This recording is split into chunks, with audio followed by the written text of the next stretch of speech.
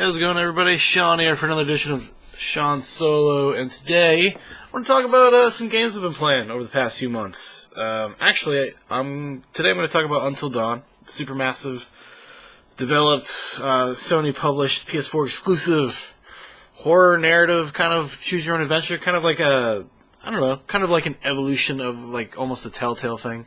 Even though it's kind of this game's been in development for a long time. It actually was originally going to be a PS3 game and used the Move. And around August 2014, it was kind of shown off as being kind of reconfigured for the PS4 and the new gen stuff. So I wanted to talk about it because it's a genre that I enjoy. Not just horror in general, but I like the kind of narrative choose-your-own-adventure games. I do, for the most part. I got a little burnt on the Telltale stuff, though, to be honest with you.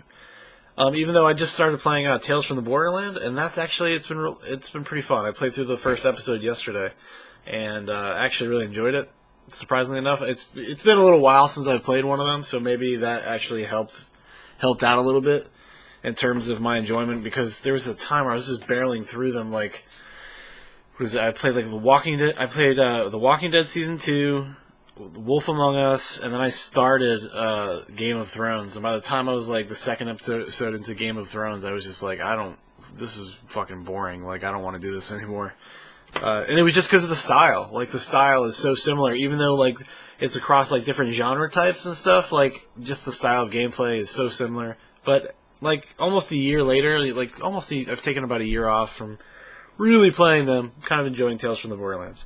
But that's neither here nor there. We're going to talk about Until Dawn. This game, critics loved this game. Loved it. I'm not sure why. I mean, it's fine. It's okay. Don't get me wrong.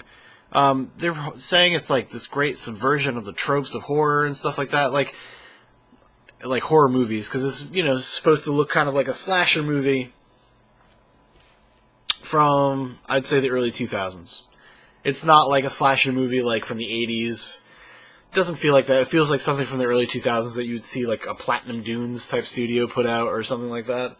And it's like, it's entertaining on your first playthrough. It's very like deceptive game. It tricks you. It really does a good job of tricking you into making you think that your decisions matter. I'd say it does a better job of it than the Telltale games do.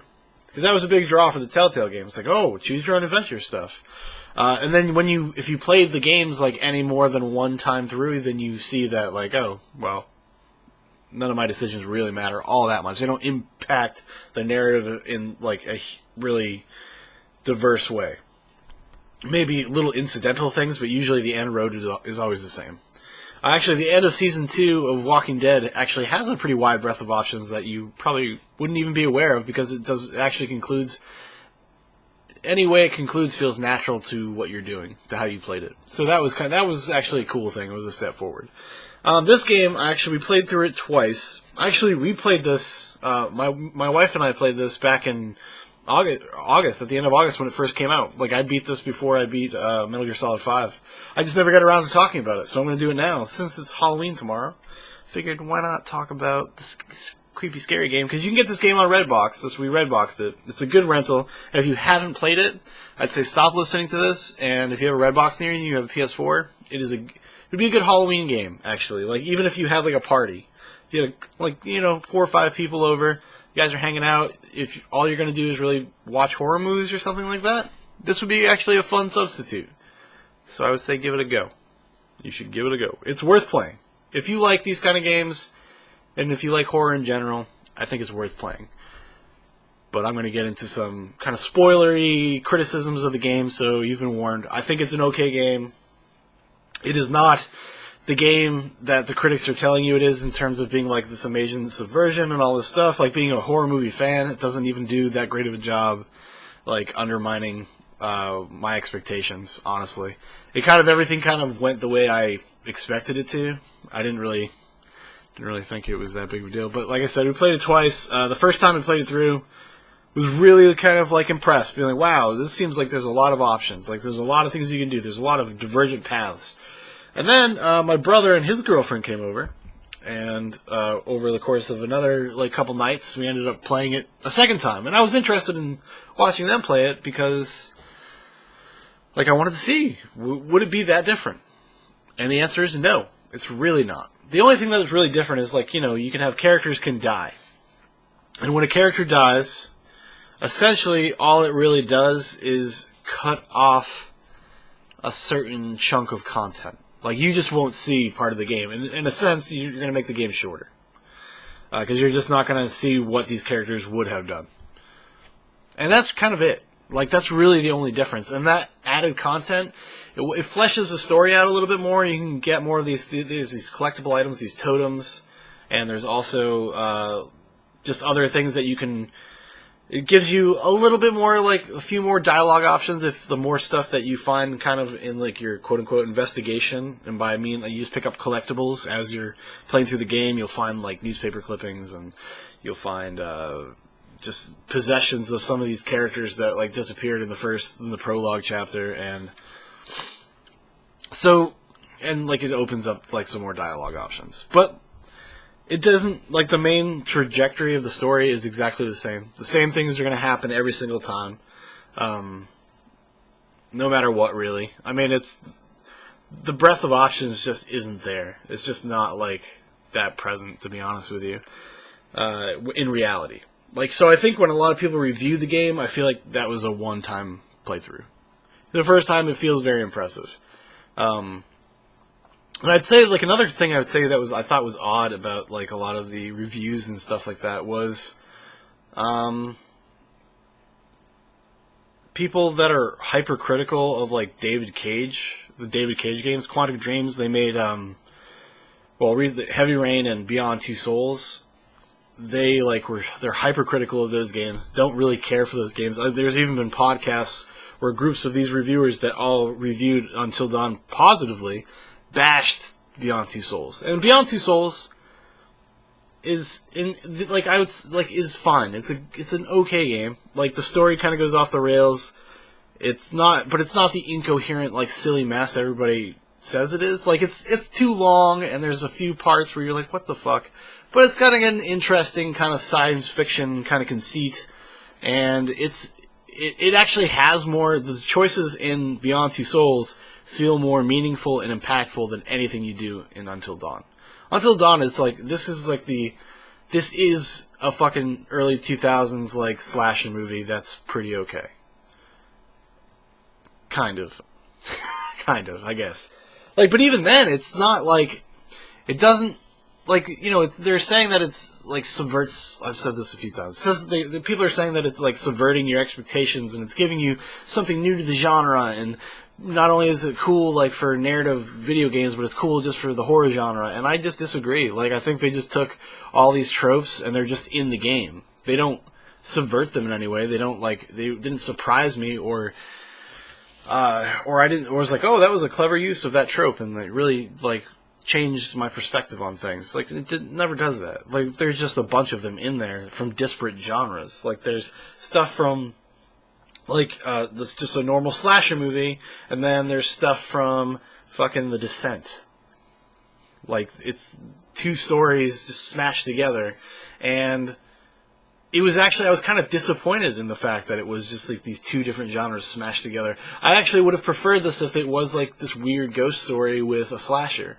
Because it has the ghost story element, it has, like I said, the Descent element where there's creatures in a mine, and then there's kind of the slasher movie element that gets wrapped up about midway through the game.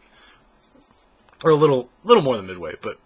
And then like I said, it's going to be spoilers. You find out it's just one of the people that's just fucking with his friends because their friends were teasing his sister in the prologue, and it causes his twin sisters to go missing. Basically fall off a cliff because they get chased by monsters. But yeah, I was not crazy impressed with just the story in general. It's just it's okay. It's cool for a video game. I mean, I've come up with this come up against this kind of thing a few times, where people were saying The Last of Us. It's it's one of the greatest video game stories ever told. And I would say relative to video games, they're probably not wrong. Relative to storytelling in media, they're dead wrong. It is a amalgamation of 1,000 things you've already seen. Until Dawn is no different. Most video games kind of fall into that trap, where they are just amalgamations of things you've already experienced, you've already seen. Because that's what video games are a lot of times are aping movies. Now we're finally starting to get into this place where we're getting some more originality and people are using video games to tell stories in ways that are specific to video games. That's awesome. And I think, because it's such a young industry, really. It's such a young mode of storytelling. It's the youngest we have right now.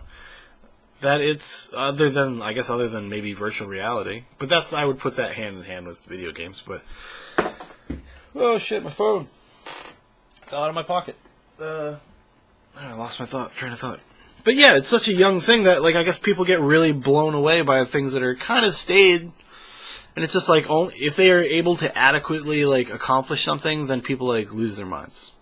I think it's the greatest thing ever. I don't know. I guess I don't agree with that 100% myself. It's like I said, The Last of Us. That's the biggest example I can think of. I like that game. Don't get me wrong. I like that game. I think it does a pretty good job of telling a story, but it's a story I've seen 1,000 times. I'm a genre fan. I love I grew up reading fantasy and science fiction and post-apocalyptic stuff and zombies, and I grew up with this stuff. So by the time being an adult and playing through those stories, it's a pretty decent one, but it's not does not fucking blow in my mind. It's not. It just doesn't. It adheres too much to the rules of those stories in general, I would say. That would be my criticism. And that would be the same criticism I have for Until Dawn. It is very adherent to what already exists, and it doesn't use the format of a video game to enhance that experience, really. You're just playing through a movie. You could watch Until Dawn and have the same experience as playing it. Say if you were to watch it and you just made decisions for the characters. If there was some kind of... That would be a cool thing if they built in functionality where it was if you could live stream it, and you could do the most amount of votes. You know what I mean? There's this built-in thing where you could have the most amount of votes would make the decision. So if you say you have 200 people watching you, 200 people get to vote do I do this or do I do that? That would actually be a cool thing to add it to a game like this. Especially because we're kind of moving into the streaming age where this was a big streaming game from what I understand. I didn't stream it myself, but people streamed it, and a lot of people watched it. But that would be a cool thing just to add this extra level of audience interaction and kind of have your audience join in on the fun of this. Because I think this is also a game that's a lot more fun to play with other people. I think I don't know if I would have got bored, because the mystery up to a certain point is somewhat interesting until you kind of you figure out what it is, and you're oh, it's stupid. It's fucking miners that mutated and they turned into monsters. Like I said, it's The Descent. If you have seen the film The Descent, which just spoiled The Descent, I'm sorry.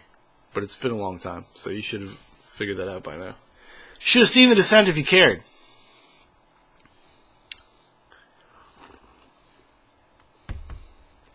I guess I'll probably put that in the title.